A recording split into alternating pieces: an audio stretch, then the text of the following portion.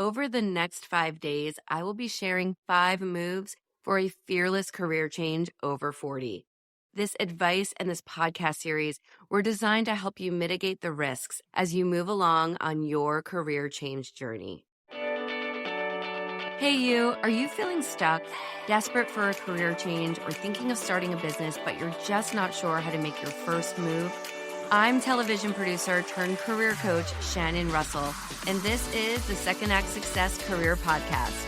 This is where you will not only get the career advice you've been craving, but you'll get tips from career and business experts, along with inspiration from others who have made a career transition to find second act success. Let's get started. Welcome back. I am your host, Shannon Russell, and I'm about to bring you a brand new podcast workshop series. Over the next 5 days, I will be sharing 5 moves for a fearless career change over 40. This advice and this podcast series were designed to help you mitigate the risks as you move along on your career change journey.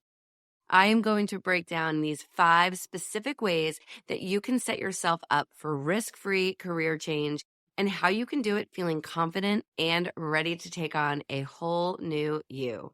Throughout these episodes, we will dive into those natural fears around career transitions and how you can create a solid, supportive surrounding and feel empowered as you overcome obstacles and pursue your true aspirations. My goal with this podcast series workshop is to teach you how to build that confidence. I truly believe that the more prepared and educated you are on the change you're embarking on, the more confident and excited you will be. That confidence will help you move towards your goal that much faster. I created a workbook to help you as you listen. You can grab that now over at secondactsuccess.co/fearless. This workbook is packed with strategies to help you achieve your goal. There is a goal commitment contract with information on how to really zone in on what it is you want. There are also questions, journal prompts, note pages, lots of ways for you to gather that information in your head and put it down on paper. On this episode of the podcast series, we are going to dive into understanding fears and assessing your risks.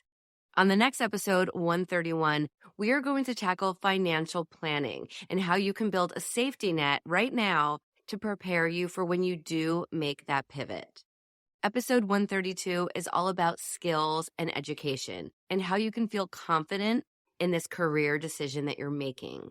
Later in the week on episode 133, we are going to discuss contingency plans and flexibility and how you can really set yourself up with a great schedule, planning, and that flexibility that's needed when you are making a major transition in your career and in your life.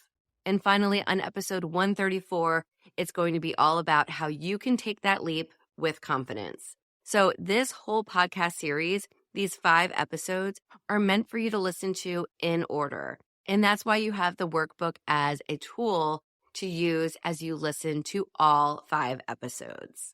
By the end of these 5 episodes, you will have all of the tools you'll need to crush your fears and reduce risk as you navigate your way to a carefree career change. I will also be hosting a live Zoom Q&A later this week, and we'll be diving more into everything we've been discussing in this podcast series. So bring your questions and make a note in your calendar for the live Zoom Q&A call on Thursday, April 25th at 1 p.m. Eastern Time.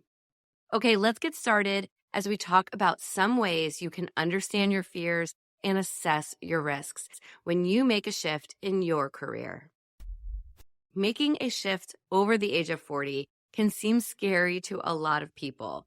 But if you're confident in what you've done in your career up until this point, then thinking about what it is that you want to do for that second act of your life is really going to be more of an exciting adventure than a scary decision.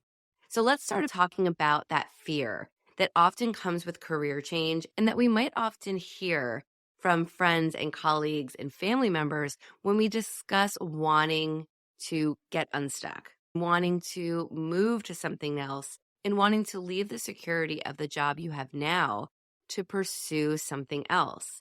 Society has really taught us that if you get good grades, you go to school, and you graduate, then you'll get that job in the field of your choice. And then you can climb that ladder and work your way all through life until retirement. We are also taught to veer off this destined path would be taboo. So when you get that job that you've worked so hard for, and a few years later, you realize that you don't actually like the work you're doing, that's when the problems arise. And the question comes up of, what do you do now? I want you to tell me if you can relate to any of these following thoughts. Who am I to think about switching things up? Shouldn't I be grateful to just have a job? I spent so much time and money getting to this point in my career. I can't just throw it away. What would my parents, my partner, my friends, my coworkers think? This work is what I am experienced in. If I leave this career, what else can I do? Leaving to try something else just seems scary. What if I fail? As much as I may not love what I do, I like my schedule, I like my coworkers, I'm just comfortable. Shouldn't I just suck it up? The grass isn't always greener. If I leave this work, who am I? People know me for what I do. I have great benefits, so I probably should just stick it out for another year or so. What if I have to start somewhere else at a lower position with lower pay? The timing isn't perfect. I have a lot planned this year. Maybe I'll just talk about a career change or finding a new job next year. What if I look into a new career and I find out that I actually need more training or I have to go back to school? I'm afraid that if I decide to leave where I am now, that I'm going to burn a bridge and never be able to work in this industry again. Okay, those were some of the thoughts that I've heard from clients, that I've heard from friends, that are really genuine thoughts, that are fear-based, that are based on what we are taught as a society about the way we should look at work. Now, I want you to reframe the negative thoughts and try to change your mindset. It's all about self-esteem, confidence, putting off those negative thoughts, and stopping the putting down of yourself. You don't want to think that you can't do something just because you're scared. You don't want to put yourself down and say that you might not be good at something if you haven't tried. So really, all of what we're going to do is try to reframe those negative thoughts. For example, who am I to think about switching things up? Shouldn't I be grateful to just have a job? How would you reframe that? You would say, well, I do want to switch things up. I guess if other people can do it, I can do it too. I'm very grateful for the job that I have, but I'm confident in my abilities that if I try to venture into this new career path, I can probably be really successful over there too. Whenever you start to feel that fear creeping in, just try to stop yourself and reframe those negative thoughts. Try to be a little kinder to yourself. Give yourself more credit. Now, when we think about making a drastic change in our career, there's a lot of psychological and emotional impact that fear can have on our decision-making process. If you have this fear in your mind, in your heart, all over, then you're going to start to doubt yourself. You're going to stop taking those action steps. You're going to second guess yourself. That's all part of fear trying to creep in. Our emotions control a lot of what we do, obviously. So when we listen to friends and families and coworkers and really bring in that outside world to ask them what we should do on a more personal level, like making that decision to change careers, to start a business, to make this transition into doing something else for a living. When we bring these people into that decision, it not only affects us emotionally, but it really does affect us psychologically as far as what that decision is that we will make. If someone says, oh, I don't think that's a great idea, it sounds a little risky, why not just stay where you are? A lot of the things that most of us hear when we tell people that we are going to make a change of some sort in our work, in our lives, that really does weigh on us, and it can make you second guess yourself. Maybe if you were starting to map out your plan, your exit strategy, if you will, If you were working on that and now all of a sudden someone tells you that it's a little bit risky, you might pull back. It's a way of you feeling, again, it goes back to that confidence. You feeling confident in your decision and what it is that you're doing will allow you to have a more, I guess, thicker skin when you are talking to people and you're letting them know what you're doing so that you don't feel that sudden withdrawal, that sudden, ooh, yeah, you're right. Maybe this isn't a good decision for me. When you have that confidence, you can move forward and think for yourself a little bit more.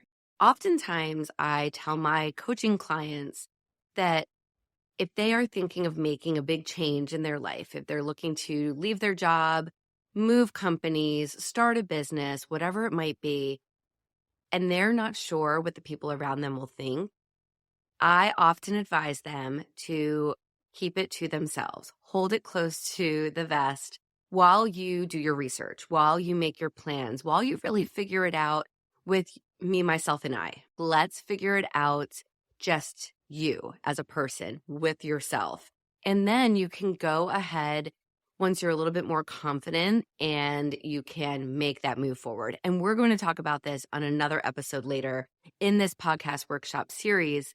But I do want to just let you know that that is a way of mitigating some of that decision fatigue. It all goes back to kind of protecting yourself when you're making this big decision and kind of, there will always be a level of emotion in making that kind of decision. But in order to do it in a way where there's less fear, it really does come down to you trying to look at all the risks and decide, okay, if I change jobs, if I start a business, if I'm no longer doing what I'm doing, is my identity really lost? One of the fears we talked about a few minutes ago was, well, if I leave this job, that is what people know me for. Who am I if I'm not doing this work? That is the whole idea of career identity, being that your identity is wrapped in what you do for a living. We need to think about that as being, no, I can change jobs and I'm still the same person with the same set of skills, the same experiences. So I can go and start a business. I can go try a different job or move to a different department in my company. And I can always go back and do what I did because it's a part of me. As an example, I am a teacher. No, I am Jane Smith. And Jane Smith is going to leave her profession as a teacher and go into marketing because that's something that she's always had a fascination for. And so she can take her experience and her skills from teaching and use the similar skills and experience that she has from teaching and move that into her new role in marketing. And you know what? She is still a teacher and she's still Jane Smith and she is still working in marketing at the current time. That just all goes into the lifelong resume, I like to say, of who a person is. You are not losing your identity. I think when you start thinking about that, that limits the risk as well. So really, if we were to go back to or if you were to rewind this podcast, about 2-3 minutes and go back to that list of potential fears and objections when it comes to career change and listen to each of them and then pause and go back and flipping it on its head and really taking the fear out of that and stating that quote unquote fear for what it really is. Another example, what if I have to change careers, but I have to start out at a lower position and with lower salary pay? Okay, well, how about shifting that fear? What can I do right now to set a plan in place where I can start saving up enough money, knowing that when I do exit my current role and I start looking for this new opportunity, that I will have enough money saved, or I will at least feel a little bit more confident and secure because I had put this plan in place. I had thought about it ahead of time. That is mitigating that risk. That is lessening that fear. As far as the starting at a lower position, you can say, well, if I'm switching jobs, even though I have this experience in the past from where I currently work, what I've currently done, I am going to have to start fresh at this new company, in this new role, in this new department. And I'm going to have to prove myself, just like I did when I was 21 or 22, starting out in the working world. Looking at it like, hey, this is kind of an opportunity that is expected. And I'm confident in my past experience and my skills that I'm going to nail this job and be able to move up as fast as possible because I'm going to give it my all. This new opportunity is also going to be a chance to learn new skills, meet new people, and test myself. It's a new adventure for me, a new challenge for me to face and take on. That's a really cool opportunity to have, to change that mindset and kind of look for the positive in what otherwise would look like a negative, a fear-based objection, if you will, to a career change. I hope those examples clear it up a little bit for you and paint a broader picture of what I'm trying to get at. Next, I'd love to dive into personal growth. Personal growth is something that many of us work towards and we strive for in life. It's also not an easy thing. Personal growth takes time, dedication, wisdom, and really clarity, knowing what you want to work towards. Do you want to learn more? Do you want to see more? Do you want to travel? Do you want to learn a language? Do you want to work on different parts of you that you feel can use some improvement? When you're thinking about personal growth, you want to think about what it means to you long term. What are the goals you want to accomplish in your career? What are the goals you want to accomplish in your life? When you start to think about the fear and you let that fear creep in, that's when you might slink back and say, oh, I'm just going to stick with the status quo. It's safer to kind of stay over here and not venture into what my life or my career could be. If you have had this dream since you were little about writing a book, if you have always wanted to study the stars and learn more about astronomy, then maybe that is something that is worth that risk. Maybe that's something that is worth you stepping outside of your comfort zone to accomplish that personal goal and have that personal growth in your life and in your career. So it's something that you'll never regret later. There's also ways of doing that in a really more streamlined way where it can be safer, where you can make that plan logistically of how you can get from where you are now to where you want to be and really make those stepping stones to get you there in a safe way so that you can accomplish that plan, you can accomplish that goal, and there's a little bit less risk. So really at this stage, when we talk about personal growth and personal goals, it's a matter of you doing that risk assessment and saying, is it worth it for me to step outside of my comfort zone and try to accomplish this? Or is the fear too great and is it just worth me putting that up on a shelf and staying where I am? That's something that only you can decide. That is a very, very personal decision. That is something that you want to sit in and you want to really reflect on and do that self-assessment to kind of understand what it is you want and how worth it those goals are to you.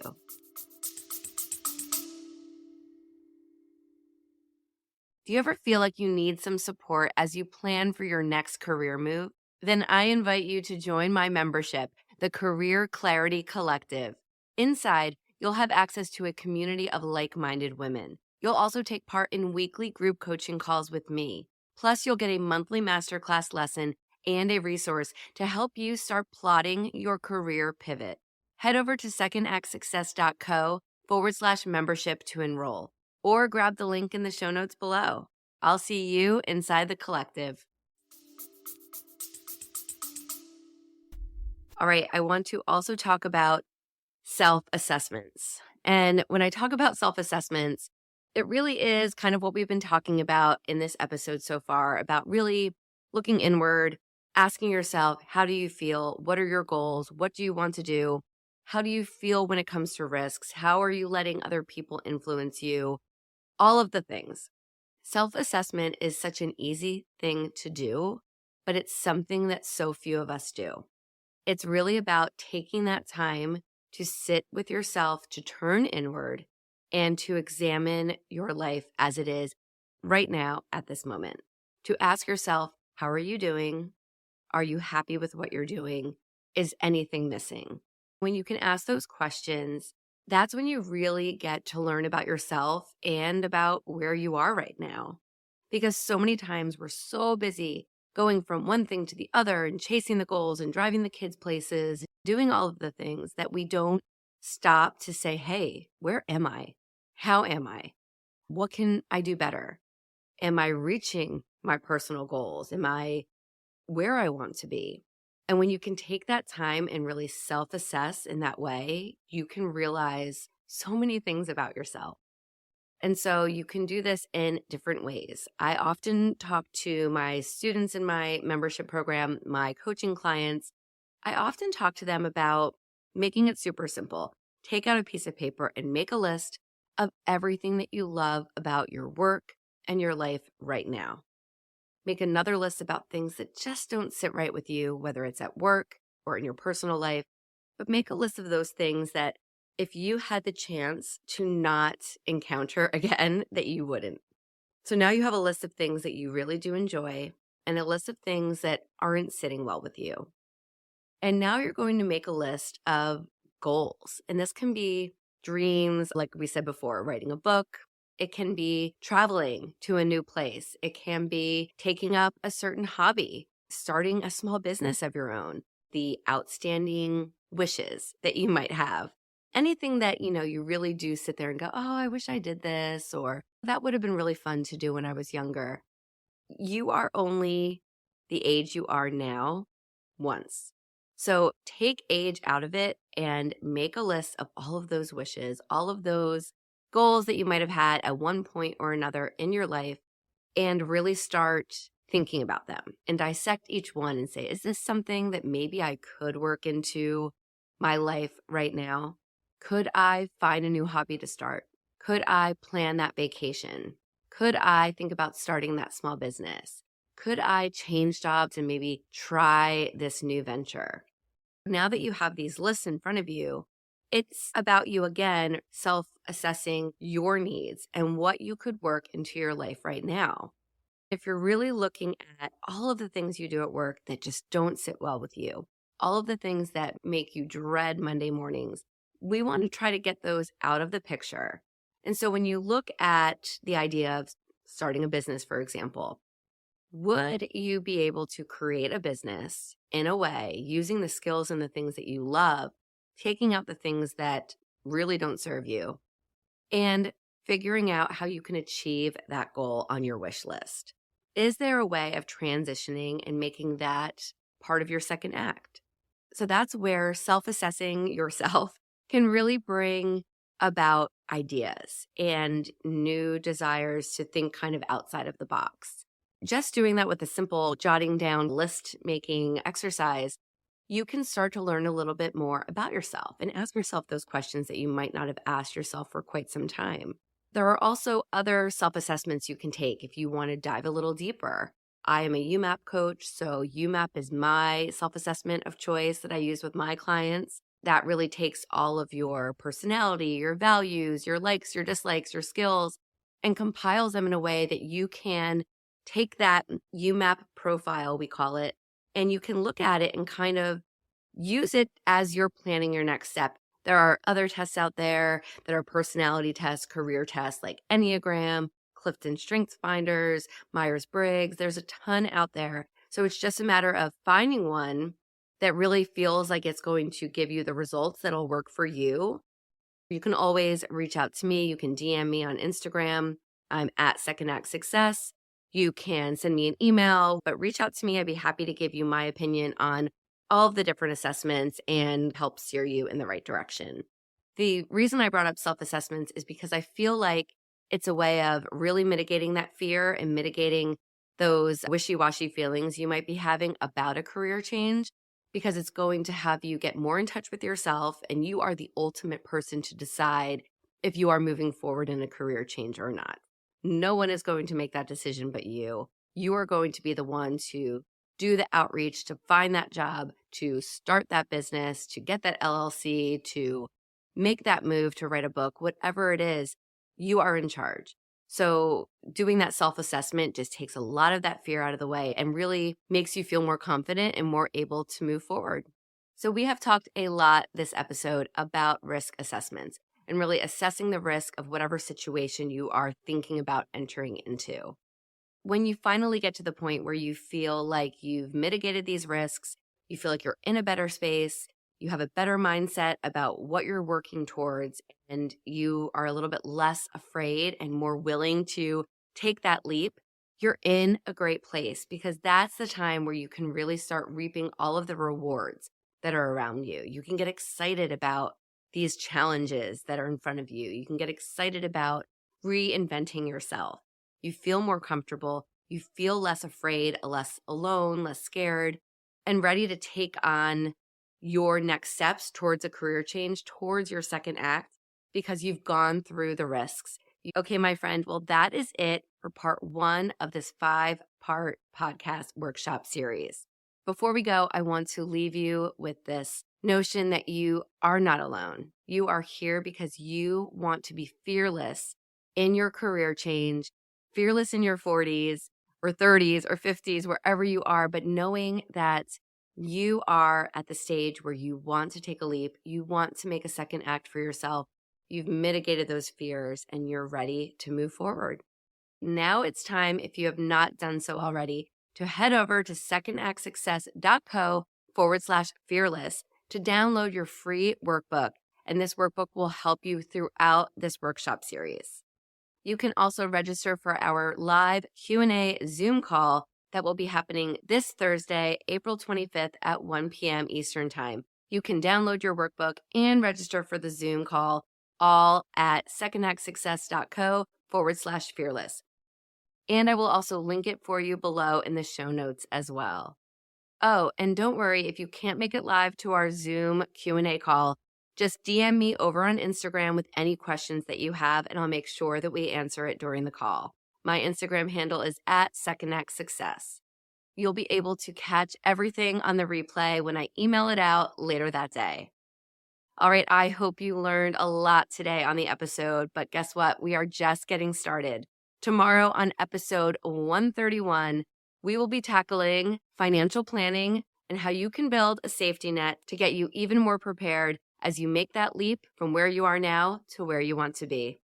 Thank you again so much for listening, and I'll catch you tomorrow. Thank you for joining us. I hope you found some gems of inspiration and some takeaways to help you on your path to second act success. To view show notes from this episode, visit secondactsuccess.co. Before you go, don't forget to subscribe to the podcast so you don't miss a single episode. Reviews only take a few moments, and they really do mean so much. Thank you again for listening. I'm Shannon Russell, and this is Second Act Success. Have you been wondering if now is the right time to change careers?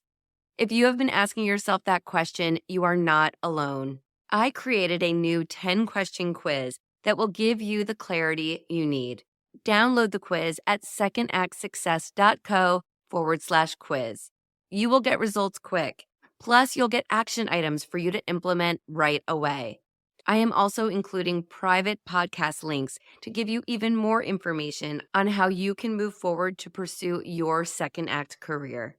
You can grab it now at secondactsuccess.co/quiz. Good luck.